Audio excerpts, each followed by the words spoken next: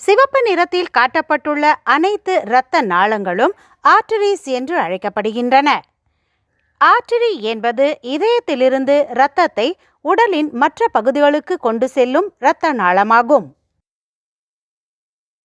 மூளையின் பின்புறத்தில் வாழ்வதற்கு தேவையான அனைத்து செயல்பாடுகளையும் கட்டுப்படுத்தும் பகுதிகள் உள்ளன.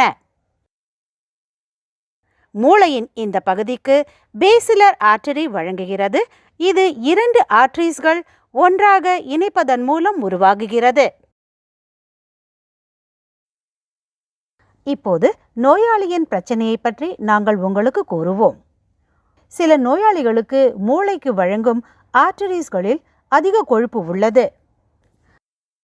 கொழுப்பின் ஒரு சிறிய பகுதி அதன் இடத்திலிருந்து அகற்றப்பட்டு மூளையின் ஆர்டரிஸ்களுக்கு பயணிக்கும்.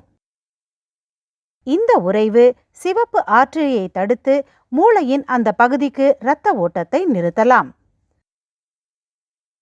டாக்டர்கள் இந்த பிரச்சனையை ஸ்ட்ரோக் என்று அழைக்கிறார்கள். சில நோயாளிகளின் இதயத்தில் உறைவு இருக்கலாம். இது மூளையின் ஆர்டரிஸ்களுக்கு இரத்த ஓட்டத்துடன் பயணிக்க முடியும். மேலும் இது ஆர்டரியை தடுக்கலாம் மற்றும் ஸ்ட்ரோக்கை ஏற்படுத்தலாம். எந்த ஆர்டரி தடுக்கப்படுகிறது என்பதை பொறுத்து நோயாளிக்கு வெவ்வேறு பிரச்சனைகள் இருக்கும். இந்த சிக்கலை சரிபார்க்க 3 வகையான டெஸ்ட்கள் செய்யப்படலாம். ஆர்டரியை தடுக்கும் இரத்த உறைவை கண்டறியவும், அதுவரை மூளைக்கு என்ன சேதம் ஏற்பட்டுள்ளது என்பதை கண்டறியவும் சிடி ஸ்கேன் செய்யப்படுகிறது. இதைத் தொடர்ந்து சிடி ஏஞ்சியோகிராம் டெஸ்ட் மூலம் உறைவின் இருப்பிடத்தை பார்க்கலாம். பாதிக்கப்பட்ட பகுதியை நன்கு அடையாளம் காண மற்றும் இப்போது வரை மூளைக்கு எவ்வளவு சேதம் ஏற்பட்டுள்ளது என்பதை அறிய எம்ஆர்ஐ ஸ்கேன் செய்யப்படலாம்.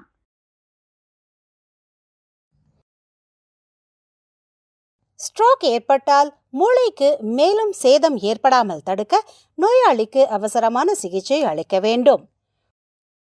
இந்த கட்டத்தில் உறைவை அகற்ற ஆர்டரியை திறப்பது நோயாளிக்கு இன்னும் உதவக்கூடும். உறைவு அகற்றப்படாவிட்டால் ஆர்டரியில் அடைப்பு ஏற்பட்டு இந்த ஆர்டரி செல்லும் மூளையின் பகுதி செயல்படுவதை நிறுத்திவிடும். இதன் விளைவாக நோயாளியின் மூளையின் முக்கியமான பகுதிகளுக்கு கடுமையான சேதம் ஏற்படக்கூடும். மேலும் அவர்களின் உயிருக்கு ஆபத்து ஏற்படலாம். இப்போது கிடைக்கும் சிகிச்சை முறைகளை விளக்குவோம். நிம்ஹன்ஸில் த்ரோம்பெக்டமி எனப்படும் ஒரு செயல்முறையின் மூலம் ஆர்டரியில் உள்ள அடைப்பை அகற்றுகிறோம். இது ஸ்ட்ரோக்கை குணப்படுத்தும் மற்றும் மூளையில் இரத்த ஓட்டத்தை மறுதொடக்கம் செய்யும். கட்டிகளை அகற்ற அடைக்கப்பட்டுள்ள ஆர்டரியில் ஏஞ்சியோகிராம் டெஸ்ட் செய்யப்படும். பின்னர் நாம் ஒரு கத்தீட்டர் டியூபை உறைவுள்ள இடத்திற்கு வைத்து அதை அகற்ற காற்று அழுத்தத்துடன் வெளியே இழுப்போம்.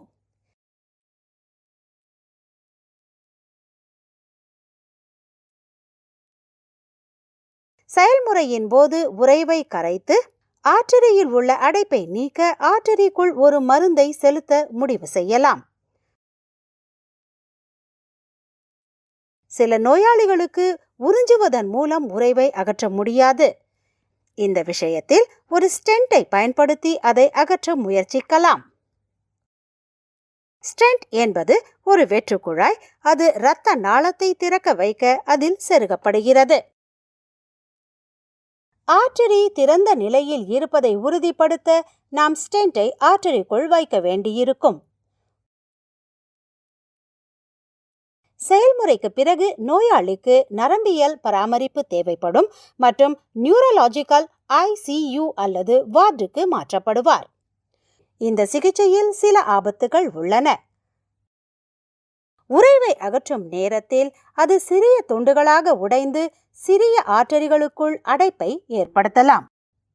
இது மூளைக்கும் உடலுக்கும் சில புதிய சிக்கல்களை ஏற்படுத்தலாம். ஆனால் இதை கணிக்க முடியாது.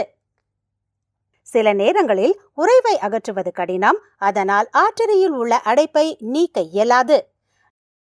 உறைவை அகற்றுவதன் மூலம் மூளைக்கு மேலும் சேதம் ஏற்படாமல் தடுக்க முயற்சிக்கிறோம். இருப்பினும் ஏற்கனவே ஏற்பட்ட பிரச்சனைகள் சரி செய்யப்படாமல் போகலாம். ஏதேனும் சிக்கல்கள் இருந்தால் மற்றும் நோயாளியின் மூளை அல்லது உடலுக்கு புதிய சிக்கல்கள் ஏற்பட்டால் நோயாளியின் மருத்துவமனை அல்லது ஐசியூவில் தங்குவது அதிகரிக்கக்கூடும்.